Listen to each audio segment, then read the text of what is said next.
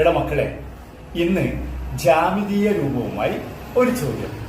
ഒന്നുമില്ല, നിങ്ങൾ എല്ലാവരും ഒരു പേപ്പർ എടുക്കുക, ഒരു പേന എടുക്കുക, ഒരു വര വരയ്ക്കുക.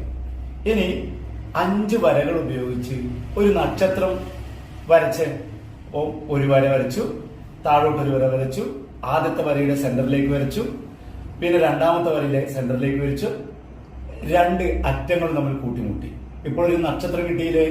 ഇനി ഈ സ്റ്റാറിൽ എത്ര മുനകളുണ്ട് എണ്ണി നോക്കിയേ. 1, 2, 3, 4, 5 മുനകളുണ്ട്. ചോദ്യം ഇതാണ്, ഈ സ്റ്റാറിൽ എത്ര ത്രികോണങ്ങളുണ്ട്? ചോദ്യം ഒന്നുകൂടി പറയാം. ഈ സ്റ്റാറിൽ എത്ര ത്രികോണങ്ങളുണ്ട്?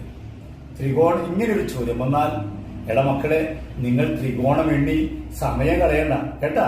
എന്ത് ചെയ്താൽ മതി? ഇതിൽ എത്ര മുനകളുണ്ട് എന്ന് നോക്കുക. ആ മുനകളുടെ എണ്ണത്തെ 2 കൊണ്ട് ഗുണിച്ചാൽ മതി. ഇവിടെ എത്ര മുനകളുണ്ട്? 5. 5 ഗുണിക്കണം 2, 10. അപ്പോൾ ഈ സ്റ്റാറിൽ 10 ത്രികോണങ്ങളുണ്ട്.